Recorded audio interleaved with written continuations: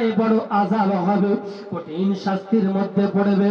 কিন্তু শুনে রেখে দাও, আমি আল্লাহ লানাসফাম বিন নাসিয়া, আমি আল্লাহ জানিয়ে দিলাম, যদি মানুষ যদি সে অপকর্ম থেকে খারাপ কাজ থেকে যদি না ফিরে আসে, যদি মানুষ খারাপ কাজ করতে গেল সেখান থেকে ফিরে না আসে, বা সব সময় খারাপ কাজ করছে সেখান থেকে যদি না ফিরে আসে, আমি আল্লাহ জানিয়ে দিলাম লানাসফাম বিন নাসিয়া, তার সামনের চুলের মুঠিটা ধরবো, তার সামনের চুলটা ধরবে, ফেরেশতারা তাদেরকে টেনে টেনে হিচড়ে হিচড়ে জাহান্নামে নিয়ে যাবে।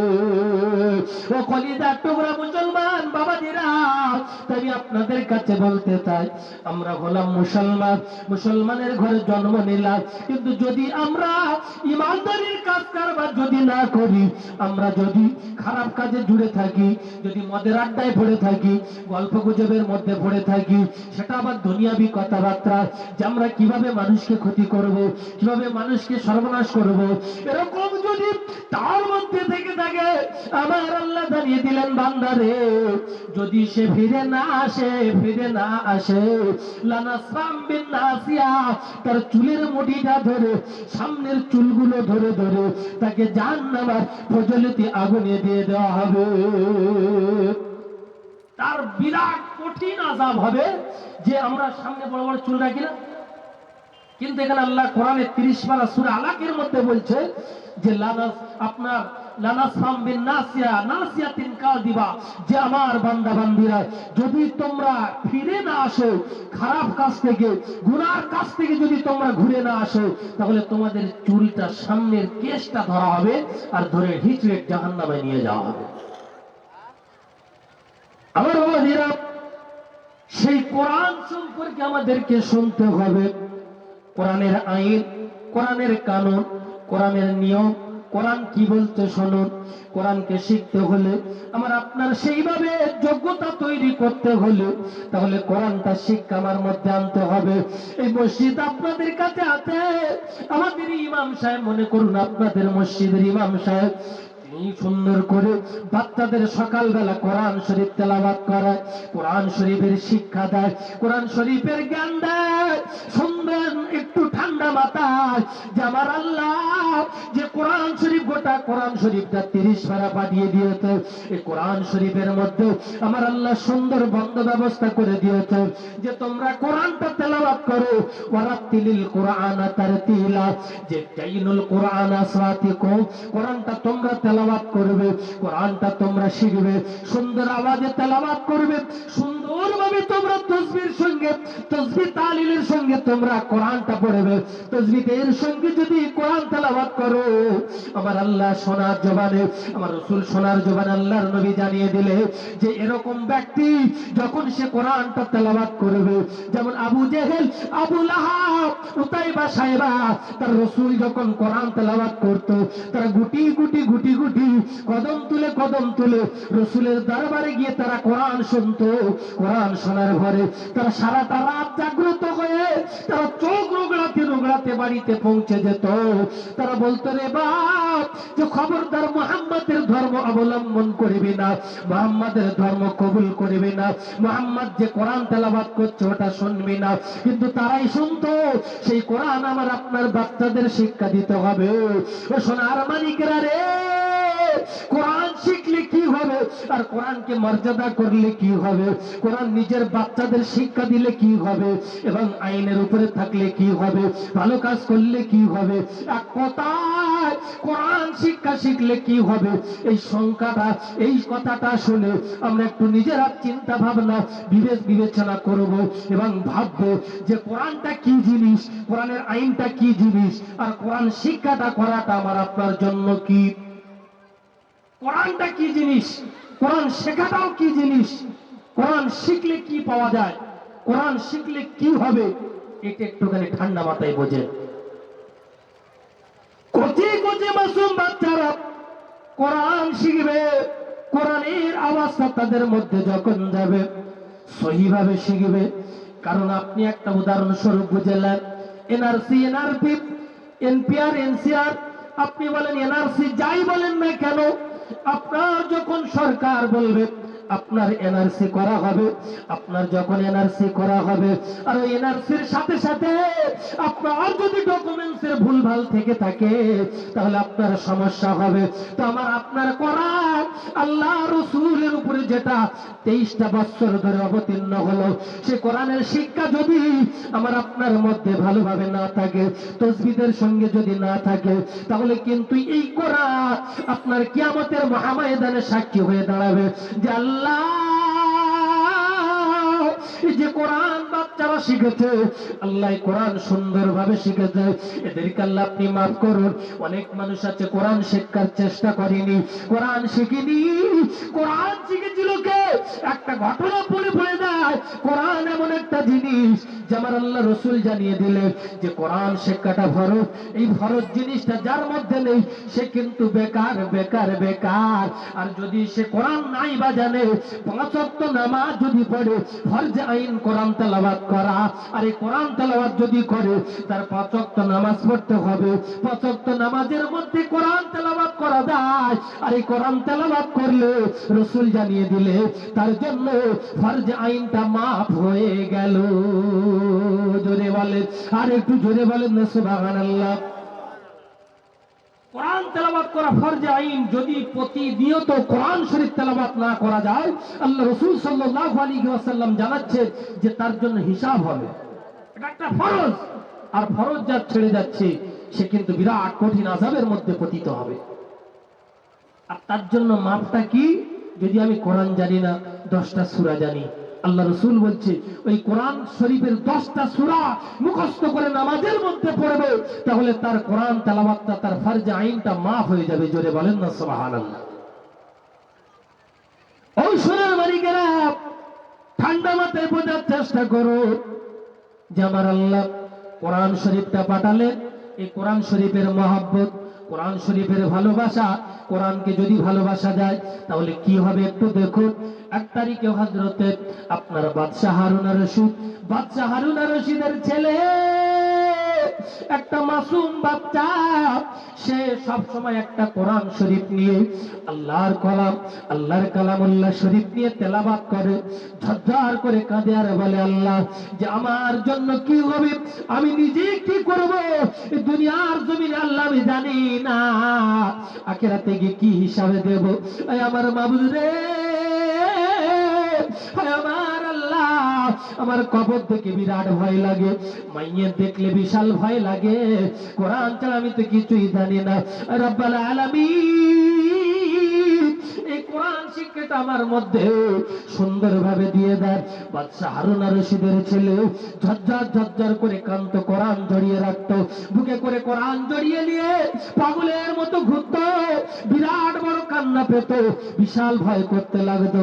এমন তো অবস্থা দেখা যায় উজির নাজিররা তারা বলছে বাদশাহ, ও বাচ্চা হারুন আর রশিদ, আপনার একটা বাচ্চা আছে, ওই বাচ্চাটা পাগলের মতো বেড়ায়, আপনার একটা বাচ্চা আছে পাগলের মতো, পাগলের দেশে ঘুরে বেড়ায়, আপনার একটা ইজ্জত বলে কিছু নেই, আপনার একটা সম্মান বলে কিছু নেই, যে আপনার বাচ্চা একটা পাগলের মতো, মাথায় একটা পাগড়ি, নোংরা কাপড়, ঠিক মতো জামা কাপড় কাছে না, আর এই বুকে একটা সবসময় কি একটা নিয়ে ঘুরে বেড়াচ্ছে, আপনি একটু বলুন, আপনার বাচ্চাকে বোঝান।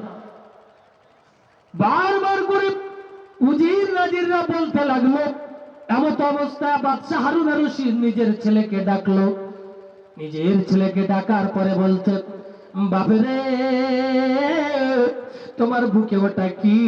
ওই সময় বলছে, আব্বাজান এটা হলো কোরআন, এটা হলো শ্রেষ্ঠ কালাম, এটা হলো কালামুল্লাহ শরীফ, এটা হলো কোরআন, আর এই কোরআন না হলে বাপ আমি বাঁচবো না রে, এই কোরআন ছাড়া আমি চলতে পারবো না। ওই সময় বাচ্চা হারুন আর রশিদ বলেছিল, বাপরে এই কোরআন শরীফটা কি তুমি রেখে দিতে পারো না? তুমি কি ভালো জামা কাপড় পরতে পারো না? মাথার পাগড়িটা কি খুলতে পারো না? তুমি এগুলো খুলে দাও, আমার একটা ইজ্জতের ব্যাপার আছে, সম্মানের ব্যাপার আছে, যেহেতু তুমি হলে বাচ্চা জাফরের ছেলে, তুমি যদি এইরকম ভাবে এরকম দেশে এরকম ভাবে ঘুরতে লাগো, তাহলে আমার ইজ্জত ব্যাপার আছে, মানুষ আমার ছোট বড় কথা বলবে, খারাপ লাগবে। তুমি তোমার কি বাপের ইজ্জতের দিকে লক্ষ্য রাখতে পারো না, সম্মানের দিকে লক্ষ্য রাখতে পারো না? সুতরাং এগুলো ছেড়ে দাও, ছেড়ে দাও, না হলে আমার ঘর থেকে বার হয়ে দাও। ওই কচি মাসুম বাচ্চা ঝরঝর করে কাঁদতে কাঁদতে কোরআন শরীফটা বুকে করে নিয়ে গুটি গুটি গুটি গুটি গুটি গুটি পায় মায়ের কাছে গিয়ে বলতে, জননী মা, আপনার বিদার খাওয়া মা, নারী ছেড়া মা, গর্ভধারণী মায়ের কাছে গিয়ে বলছে, মা, আমার কলিজার টুকরা মারে, আমি এই মুহূর্তে ঘর ছেড়ে চলে যাব, আমি এখান থেকে বাগদাদ জমিন ছেড়ে দেব, বাগদাদের জমিন ছেড়ে চলে যাব। মা জননী বাচ্চাকে জড়িয়ে ধরে বুকে করে নিয়ে মুখে মুখে চুম্বন দিয়ে বলছে, বেটা তুমি কোথায় যাবে, কিসের জন্য যাবে?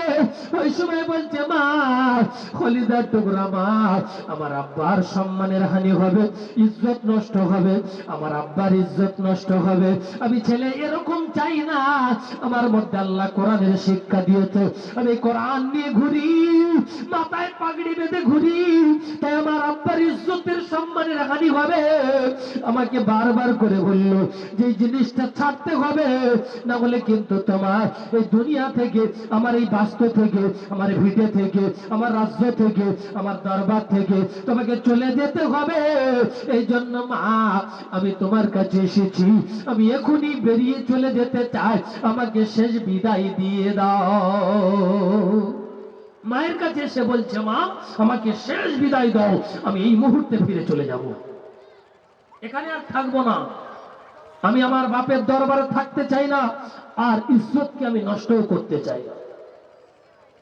ওই সময় ওই বাচ্চা হারুন রশিদের ছেলে মায়ের কাছে যখন এই কথা বলে, মা ঝরঝর করে কাঁদতে লেগেছে, বাপরে, আমার আব্বা যখন অনুমতি দিয়েছে, চলে যাওয়ার জন্য বলেছে, আমি আর আটকাবো না, যদি আমি আটকাই আমার স্বামীর কথা অমান্য করা হবে, তবে তুমি শুনে নাও, তোমার জান্নাতুকা নারুকা, আর বাপ হলো জান্নাত আর জাহান্নাম, তুমি ছেড়ে চলে যাবে।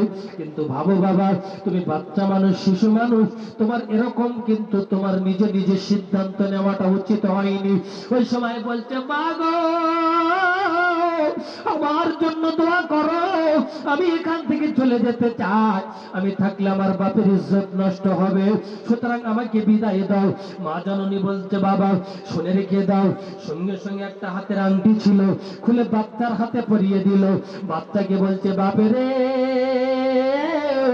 আমার কলিজার টুকরা ছেলে, যখন তুমি কোনো বিপদে পড়বে, কোন সমস্যার মধ্যে পড়বে, কোন সমস্যা তৈরি হবে, যদি তোমার কাছে কোনো অর্থ না থাকে, পয়সা না থাকে, এই আংটিটা বিক্রয় করবে, আর আংটি বিক্রয় করার পরে যে টাকাটা হবে, ওই টাকা নিয়ে তুমি নিজের জন্য খরচ আদি করবে।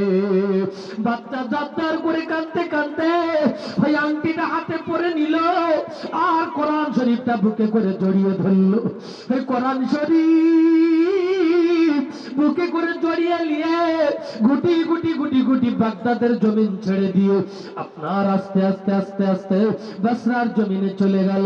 বসরার জমিনে গিয়ে গুটি গুটি রাতের রাত দিনের দিন পর সেখানে গিয়ে একটা জঙ্গলে যাওয়ার পরে সেখানে বাঘ ভাল্লুক তারা দেখতে যে বাচ্চা হারুন রশিদের ছেলে আসছে, তিনি বলে একজন আল্লাহওয়ালা বাচ্চা, যদি এটা হলো মোমেন, আর এই মোমেন বাচ্চাকে যদি আমরা খেয়ে ফেলি তাহলে আমাদের দুনিয়ার জমিনে বেশি দিন স্থায়িত্ব হবে না। অর্থাৎ একজন মুমিন যদি দুনিয়ার জমিনে থাকে, এ দুনিয়া কোনোদিন ধ্বংস হবে না। যদি বলে, আর একটু জোরে বলেন না সুবহানাল্লাহ। একজন মুমিন যদি দুনিয়ার জমিনে থাকে, এ দুনিয়া কোনোদিন ধ্বংস হবে না।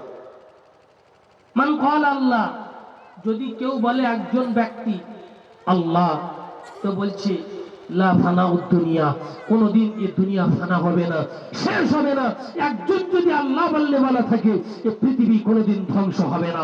একবার জোরে বলেন না সুবহানাল্লাহ। আমার বাবাজির, আমার ভাইজানেরা, আমার সোনার চাঁদ মানিকেরা, তো সেই বাচ্চা যখন জঙ্গলে প্রবেশ করলো, বাঘ ভাল্লুক বলছে একজন মুমিন, এই মোমেনের যদি আমরা ক্ষতি করি তাহলে আমরা দুনিয়ার জমিনে বেশি দিন স্থায়িত্ব হবে না। যদি দুদিন বেশি বাঁচতে চাস তাহলে মোমেনকে খবরদার ক্ষতি করবি না, আরো বরঞ্চ হেফাজত করবি। সেই বাচ্চা হারুন আর রশিদের ছেলে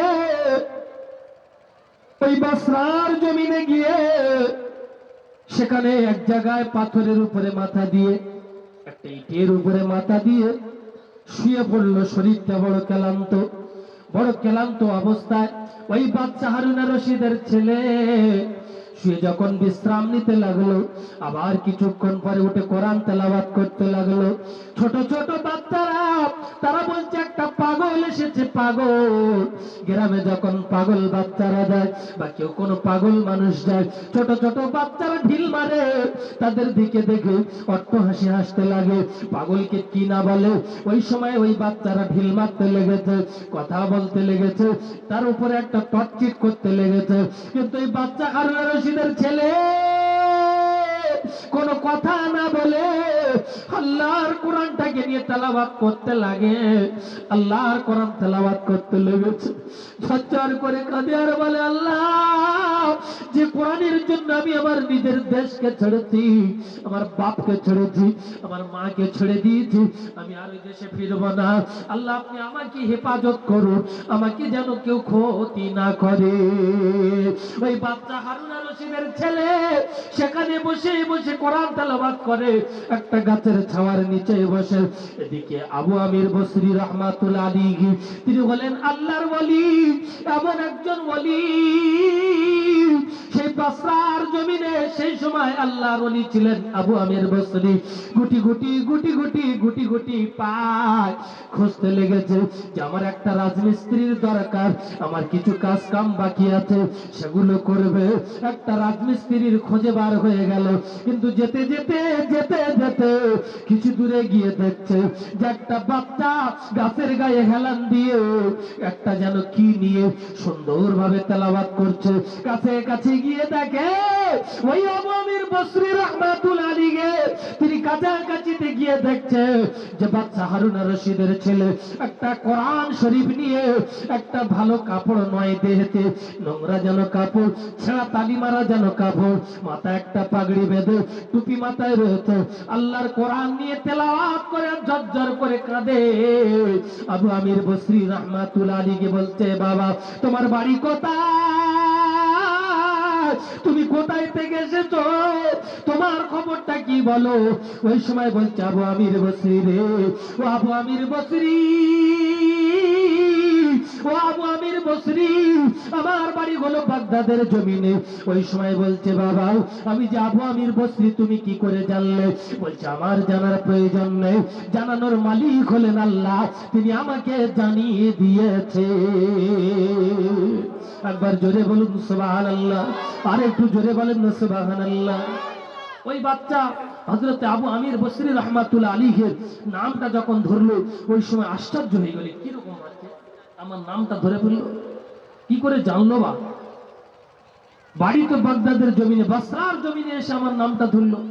হযরতে আবু আমির বসরি বলছে, বাবা, তো যাই হোক, তোমার তো এখানে থাকার কোনো ব্যাপার নেই বা ব্যবস্থা নেই, তাহলে তুমি আমার বাড়িতে চলো, আমার বাড়িতে গিয়ে থাকবে। বলছে, হুজুর, না, আমি যাব না। ওই সময় ওই আল্লাহর ওলি আবু আমির বসরি রাহমাতুল্লাহ আলাইহি তিনি বলছেন, বাচ্চারে, ও কলিজার টুকরা মা, তাহলে তোমার যখন কেউ নাই, তুমি সেই বাগদাদের জমিন থেকে এসেছো বসরার জমিনে, এই জায়গায় তোমার আহা বলার কেউ নাই, তোমার পাগল বলবে, তোমাকে ঢেলা মারবে, মানুষ তোমাকে ঢিল ছুড়বে, ইট ছুঁড়ে মারবে, পাথর ছুঁড়ে মারবে, সুতরাং তুমি চলো আমার বাড়িতে গিয়ে থাকবে। ওই সময় ওই আবু আমির বসরিকে ওই বাচ্চা বলল, না না না, ও আবু আমির রে, না, আমি যাব না, আমি কোরআন নিয়ে এখানে বসে বসে, এই গাছের নিচে বসে বসে তেলাওয়াত করব। দেব। তাহলে বলে ঠিক আছে, তবে কিন্তু তুমি কি রাজমিস্ত্রি কাজ করতে পারো? বলছে হ্যাঁ কাজ করতে পারি। বলে তাহলে চলো আমার বাড়িতে গিয়ে কাজ করবে। বলছে আমি ঠিক আছে আমি কাজ করব, কিন্তু শর্তগুলো তিনটে। আমার এই তিনটে শর্ত যদি মানতে পারো তাহলে এই শর্ত অনুযায়ী আমি গিয়ে কাজ করব এবং আমি রাজমিস্ত্রির কাজও করতে পারি। আমি রাজমিস্ত্রির কাজ করতে পারি, কিন্তু আমি করব তিনটে শর্ত। তিনটে শর্ত। এক নম্বর শর্ত হলো যে আমার নামাজ পড়ার টাইম হলে নামাজ পড়তে দিতে হবে, আর আমার কাজে যতটুকু কাজ হবে তার উপরে আমার 1 টাকা দিতে হবে, আমি 2 টাকা দিলে নেব না। আপনি তাতে সন্তুষ্ট হন আর অসন্তুষ্ট হন, আমাকে 1টা টাকা দিতে হবে, আমি 2 টাকা নেব না। আর আরেকটা শর্ত হলো যে আমি সপ্তাহে 7 দিনে আমি 6 দিন কাজ করব না, 1 দিন কাজ করব, সেটা আবার শনিবার দিন করব, আমি অন্যবার করব না। 3টে শর্ত লাগিয়েছে। আমার আপনার ঘরে মিস্ত্রি কাজ করে, রাজমিস্ত্রি আসে, তারা অনেকে শর্ত লাগায় কি যে আমাদের 3 বান্ডিল বিড়ি দিতে হবে, না হলে শান্তি দিতে হবে, আর 500 টাকা রোজ আর দুপুরবেলা খাদ্য দিতে হয়। না না, এরকম মানে শর্ত লাগায়। কিন্তু হযরতে ওই আপনার আবু আমির বসরির সম্মুখে ওই বাচ্চা বলল যে আমার 3টে শর্ত, 1 নম্বর নামাজ, 2য় নম্বর আমি 1 টাকা নেব, আর 3য় নম্বর হচ্ছে আমি সপ্তাহে 1টা দিন কাজ করব, সেটা শনিবার। এর থেকে বেশি আমি কিছু করতে পারবো না। এই শর্ত মেনে নিল যে যাক, এখন মিস্ত্রি যখন পেলাম না, ঠিক আছে এই শর্ত অনুযায়ী কাজ হোক, নয় 10 দিনের কাজ 10 সপ্তাহ ধরে হবে, আর কি হবে। আবু আমির বসরি রাহমাতুল্লাহ আলাইহি ওই সময় বাচ্চাকে বলল, বেটা রে তোমার শর্ত মেনে নিলাম, নামাজের টাইমে নামাজ পড়বে, তুমি সপ্তাহে 1 দিন কাজ করবে, আর 1টাই টাকা দেব, তাহলে তুমি শনিবারের দিনে এসো। বলছে হ্যাঁ ঠিক আছে আমি চলে যাব। ওই সময় ওই গুটি গুটি ওই বাচ্চা শনিবারে গিয়ে হযরতে আবু আমির বসরির বাড়িতে পৌঁছে গেল। বাড়িতে যাওয়ার পরে ওই বাচ্চা সারাদিন কাজকর্ম করলো, নামাজ পড়লো, নামাজ পড়ার পরে হযরতে আবু আমির বসরি গুটি গুটি গুটি গুটি পায় যে একটা মিস্ত্রি, লেবার কোনো কেউ নেই, কতটা কি কাজ করেছে দেখে আসি, কি কাজ করেছে দেখি। ওই একটাই মিস্ত্রি, একজন মিস্ত্রি কাজ করেছে, 10 জনের কাজ একাই করে দিয়েছে। জোরে বলে, আর একটু জোরে বলে না সুবহানাল্লাহ, নারে তাকবীর। ওই বাচ্চা যখন 10 জনের কাজ একা করেছে, আবু আমির বসরি আশ্চর্য হয়ে গেল যে একা, না লেবার না কিছু, বালি সিমেন্ট একত্রিত করে, পানি একত্রিত করে এত ইট গাঁথলো কি করে? গাঁথা তো মানে সম্ভব নয়। ওই সময় আবু আমির বসরি আশ্চর্য হয়ে গিয়ে মানে খুশিতে 3 টাকা দিচ্ছে। বলছে হবে না, আমি তো বলেছিলাম 1 টাকা, আমি 1 টাকার বেশি নেব না, আমার প্রয়োজন নেই, সুতরাং আপনি রেখে দেন, আর আমি আবার আগামী শনিবারে আসবো। ও কলিজার টুকরা আমার বাবা দিরা, এইবার একটু ঠান্ডা মাথায় বোঝার চেষ্টা করেন যে আবু আমির বসরি রাহমাতুল্লাহ আলাইহির বাড়িতে এই বাচ্চা যখন কাজ সেরে পুনরায় ফিরে আসলো, ওই জায়গায় বসে আবার কোরআন তেলাওয়াত করতে লাগলো এই জঙ্গলে গাছের নিচে। আবু আমির বসরি বলতে, ও কলিজার টুকরা বাচ্চা তুমি শুনে রেখে দাও, তোমার আর ওই জঙ্গলে যেতে হবে না, আমার অনেক জায়গা খালি রয়েছে, অনেক কামরা খালি রয়েছে, ঘর খালি রয়েছে, সে জায়গায় এসে বসে পড়ো, ওই জায়গায় এসে থাকো। বলছে না না আমি থাকবো না, আমি যেখানে আছি ভালোই আছি, আমার আল্লাহ আমার ওখানে ভালোই রেখেছে, সুতরাং আমি ওখানেই থাকবো, ওখান থেকে আমি 1 কদম কোনো জায়গায় হটবো না, আল্লাহ আমার যেখানে নিয়ে যাবে আমি সেখানে থাকবো। এই বলে যখন আবার পুনরায় সেখানে গিয়ে কোরআন তেলাওয়াত করতেছে, 2য় সপ্তাহ আবার ঘুরে আসলো। 2য় সপ্তাহে যখন কাজে লাগলো, আবু আমির বসরি রাহমাতুল্লাহ আলাইহি তিনি লক্ষ্য রেখেছে যে একটা বাচ্চা 10 10 জনের কাজ কি করে করে আমি দেখব। ওই বাচ্চা 10 জনের কাজ কি করে একা একা করতে পারে, এটা আমি আড়ালে আবদাল থেকে দেখব, আমি বাচ্চার সামনে যাব না। এটা কে না করবে বলুন? যে যদি কোন একটা বাচ্চা ছেলে বাড়িতে এসে কাজ করে, কারণ যদি দেওয়াল গাঁথা কাজ করে, আর একজন যদি 10 জনের কাজ করে, তার দেখার ইচ্ছা হবে না যে কত স্পিডে কাজ করে দেখি, কত স্পিডে কাজ করে দেখি। ওই সোনার মালিকেরা সেইভাবে আবু আমির বসরি ওই দেওয়ালের পাশ থেকে আড়ালে আবদালে দেখতে লাগলো। ওই বাচ্চা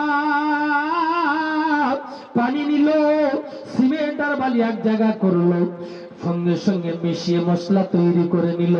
নেওয়ার পর ইটগুলোকে বলছে, ইট রে উড়ে আয়, মশলা তুই উড়ে আয়, আয় ইট উড়ে আয়, আয় মশলা উড়ে আয়। একের পর এক উড়ে উড়ে আসছে, আর একের পর এক তারে গাঁথা হয়ে বসে যাচ্ছে। আবু আমির বসরি এই লীলা খেলা দেখে হতভম্ব হয়ে গেল। যেরকম বাচ্চা, এটা জাতা নয়, এটা হলো একজন আল্লাহর ওলি বাচ্চা। জোরে বলুন, আর একটু জোরে বলেন না সুবহানাল্লাহ। এই আবু আমির বসরি আরো দেখি, যত দেখে তত আশ্চর্য হয়ে যায়। আল্লাহ কি বাচ্চা পাঠালেন আমার কাছে, কি এমন একটা বাচ্চা পাঠিয়ে দিলেন আল্লাহ, এরকম বাচ্চা আমি দেখিনি, এরকম জীবনে আমার নসিবে কোনোদিন জোটেনি আল্লাহ, এরকম বাচ্চা আমার নজরে আজও পর্যন্ত আসেনি। ওই আল্লাহর ওলি আবু আমির বসরি ওই বাচ্চার কাজকর্ম দেখে, তার আদর্শ দেখে পাগলের মতো হয়ে গেল। ওই সময় বলছে, বাপরে আমার বাড়িতে থাকো। বলছে, না আমি থাকবো না। বলছে, আমি তোকে বেশি করে টাকা দিচ্ছি। বলে, হবে না। বলছে, আমার বাড়ি প্রত্যেক দিন থাকো। বলছে, চলবে না। বলছে, প্রতিদিন কাজ করো। বলে, আমি শনিবার ছাড়া করব না। ওই বাচ্চা ঝরঝর করে কাঁদতে কাঁদতে একটা টাকা নিয়ে চলে গেল। সেখানে গিয়ে আবার কোরআন শরীফ তেলাওয়াত করতেছে। এই আবু আমির বসরি আর সহ্য না করতে পেরে, যাই আমি বাচ্চাটার সঙ্গে একটু দেখা করে আসি। আল্লাহর ওলি বাচ্চা যতক্ষণ না দেখবো আমার কলিজাটা ঠান্ডা হবে না। এরকম বাচ্চা যদি আমি না প্রতিদিন দেখতে পারি, তাহলে আমার কলিজা ঠান্ডা হবে না। ওই জন্য আবু আমির বসরি গুটি গুটি পায়ে এগিয়ে যাচ্ছে। গিয়ে দেখছে যে জায়গায় সেই বাচ্চাটা ছিল ওখানে আর নেই। তাকে খুঁজে পেল না, তাকে আর পায় না। চতুর্দিকে খুঁজতে লাগলো, পাগলের বেশে পাগলের মতো হয়ে গেল। ওই বাচ্চাকে খুঁজতে খুঁজতে খুঁজতে খুঁজতে গুটি গুটি গুটি গুটি পায়। ওই সময় আবু আমির বসরি বাচ্চাদেরকে জিজ্ঞাসা করছে, বাচ্চারা তোমরা কি এখানে যে পাগলটা বসে থাকতো, পাগলটাকে দেখেছো? বলছে, না না না। আবার একটু আগিয়ে যায়, জিজ্ঞাসা করে, তোমরা কি পাগলটাকে দেখেছো? বলছে, না আমরা পাগলকে দেখিনি। আরো একটু আগিয়ে যায়, একজন বাচ্চা হেঁটে হেঁটে আসতেছিল। বলছে, এখানে যে পাগলটা বসেছিল, এই পাগল এখানে আর নেই। বিরাট তার শরীরটা অসুস্থ, অমুক জায়গায় রয়েছে পাহাড়ের কোলে। সঙ্গে সঙ্গে আবু আমির বসরি রহমাতুল্লাহ আলাইহি গুটি গুটি গুটি গুটি পায়, দৌড়ে দৌড়ে গিয়ে সেখানে বাচ্চার কাছে যখন বসলো, ওই সময় বলছে, বাপরে ওই সময় ওই বাচ্চা অর্থাৎ হযরতে হারুন আর রশিদের ছেলেকে বলতেছে, আবু আমির বসরি যে বাপ তুমি চলো আমার বাড়িতে ফিরে। বলছে, আমার শরীরটা বড় অসুস্থ, আমি চলতে পারবো না। বলছে, তুমি কি কাজ করবে না? বলছে, না আমার শরীরটা বড় অসুস্থ, মনে হয় আমি আর বাঁচবো না। বিরাট কষ্টের মধ্যে একটা ইটের উপরে মাথা দিয়ে, পাথরের উপরে মাথা দিয়ে চুপ করে বসে রয়েছে, চুপ করে শুয়ে রয়েছে। ওই সময় আবু আমির বসরি ঝরঝর করে কাঁদতেছে আর বলতেছে, বাপরে আমার বাপরে চলো আমার বাড়িতে চলো, এত কষ্ট কেন, কিসের জন্য করতেছো? গিয়ে দেখছে সেই কোরআন, সেই কালাম, আল্লাহর কোরআন জড়িয়ে নিয়ে বুকে করে ধরে আল্লাহ আল্লাহ করে যে, আল্লাহ আপনি আমাকে হেফাজত করুন, কারণ আমার কবর দেখলে বড় ভয় হয়। আল্লাহ আমার আখিরাতের কথা মনে পড়লে বিরাট ভয় হয়, আমি জানা যায় যেতে আমার বড় কষ্ট হয়। রব্বাল আলামিন আল্লাহ আপনি আমাকে হেফাজত করুন। একজন মাসুম, একজন বাচ্চা ছেলে কোরআন শরীফকে নিয়ে বুকে করে জড়িয়ে তখন শুয়ে এরকম কথা বলতেছে, আবু আমির বসরি চিন্তা করছে আর বলছে, আল্লাহ গো, কেমন ধরনের ছেলে, কেমন ধরনের বাচ্চা। এরকম বাচ্চা যদি আমরা হতে পারতাম, এরকম বাচ্চার মতো যদি আমাদের মধ্যে থাকতো, তাহলে আমরা বিরাট বড় একটা আল্লাহর ওলি হতাম। কিন্তু আমরা কোথায় আর কি বাচ্চার মতো হতে পারলাম না। রব্বি আল্লাহ, এই বাচ্চার মতো আপনি আমাদের কি বিশ্বাস দিন আর উম্মতে মুহাম্মাদীকে হেফাজত করুন। ওই সময় দেখা যায় ওই বাচ্চা আংটিটা হাত থেকে খুলে দিল আর নিজের কোরআন শরীফটা দিয়ে দিল। দেওয়ার পরে বলতে, আবু আমির বসরি রে, ও আবু আমির বসরি, আমি যদি দুনিয়ার জমিন ছেড়ে চলে যাই, এই কোরআন শরীফ আর এই আংটিটা আমার আম্মা জানের হাতে তুলে দিও। ওই আবু আমির বসরি আরো কাঁদতে লাগলো, বলছে, বাপরে, ইটের উপরে পাথরের উপরে মাথা দিছি না, এই নরম মাথাটা আমার উরুতের উপরে রাখ। এই বলে আল্লাহর ওলি আবু আমির বসরি ঝরঝর ঝরঝর করে কাঁদতেছে আর বলতেছে, বাবারে, এমন কেন নিজের কষ্ট নিজে দিচ্ছি, নিজের শরীরে কষ্ট দিস না। বলছে, না গো, ও আল্লাহর ওলি আবু আমির বসরি, আমি আপনার কাছে একটা ওয়াদা করি, আপনার কাছে একটা ওসিয়াত করে দেয় যে আমার এই কোরআন শরীফটা আর আমার এই আংটিটা আমার বাগদাদের জমিনে বাচ্চা হারুন আর রশিদের কাছে যাবে। যাওয়ার পরে এই দুটো জিনিস তাদেরকে ফিরিয়ে দিও আর বলো, তোমাদের কলিজার টুকরা বাচ্চা দুনিয়ার জমিনে আর না। ওই আবু আমির বসরি তুই চিন্তায় পড়ে গেলে যে একজন বাচ্চার ছেলে, একজন আল্লাহর ওলি, তিনি এইভাবে বলছেন যে একজন বাচ্চার ছেলে যদি তার এই দশা হয়, এরকম যদি অবস্থা হয়, তাহলে আমাদের কি করা উচিত, আমাদের কিভাবে জীবন যাপন করা উচিত। এই বলে ঝরঝর করে কাঁদতেছে আর উরুতের উপরে মাথা রয়েছে। আস্তে আস্তে ওই আবু আমির বসরির উরুতের উপরে মাথা রেখে সঙ্গে সঙ্গে ওই আল্লাহর ওলি বাচ্চা, কোরআন পাগল বাচ্চা, কোরআনের পাখির জানটা পিঞ্জারা থেকে যেন চলে গেল। আবু আমির বসরি বুকে করে জড়িয়ে নিয়ে ঝরঝর করে কাঁদতে লাগলো। সঙ্গে সঙ্গে ওই আবু আমির বসরি কোরআন শরীফের আংটি রেখে ওই বাচ্চাকে ওখানে দাপনস্থ করে কবরস্থ করে আরো একটি ওয়াদা করেছিল যে, আবু আমির, তুমি হলে বাচ্চা, তোমার কাছে অনেক টাকা রয়েছে, অনেক সম্পদ রয়েছে, খবরদার ওই সম্পদের টাকার মধ্য দিয়ে আমার কাপড়ের ব্যবস্থা করবে না, আমার অন্য কোনো কাপড় দেবে না, আমার মাথায় যে পাগড়িটা রয়েছে এই পাগড়ি দিয়ে আমাকে ঢেকে কবরস্থ করবে। ওই সময় আবু আমির বসরি বলেছিল, বাবারে, তুমি যে ওয়াদাগুলো করছো, যে ওসিয়াত গুলো করছো, আমি সেগুলোকে পালন করব। এমন তো অবস্থা দেখা যায় ইন্তেকালের পরে সেই মাথার পাগড়ি পরিয়ে দিল, দেওয়ার পরে কবরস্থ করলো, দাপনস্থ করলো, এবং যখন দাপন করা হয়ে গেল, ওই কোরআন শরীফের আংটি নিয়ে বাগদাদের জমিনে বসরা থেকে পাড়ি দিয়ে দিল। আসার পরে ওই সময় বাচ্চা হারুন আর রশিদের দরবারে খোঁজ নিয়ে পৌঁছে গেল। যাওয়ার পরে বলছে, বাদশাহ, আপনার স্ত্রীর সঙ্গে আমি একটু দেখা করব। আপনি কে? আমি গোলাম বসরার জমিনে আবু আমির বসরি, আমি একটু দেখা করতে চাই। বলছে, যাও, কি ব্যাপার, একটু কথা বলে এসো। সঙ্গে সঙ্গে ওই কোরআন শরীফটা নিয়ে আর ওই আংটি নিয়ে ওই সময় বাচ্চার স্ত্রীর হাতে দিয়ে দিল। দেওয়ার পরে বলছে, আপনি এটাকে চিনুন, এ বিষয়ে আমি আর কিছু বলতে পারবো না, আপনি এটা দেখুন। ওই সময় ওই মা জননী কলিজার টুকরা বাপ, আতার পিতার খাবা বাপ, নারী ছেড়া মা, গর্ভধারণী মা,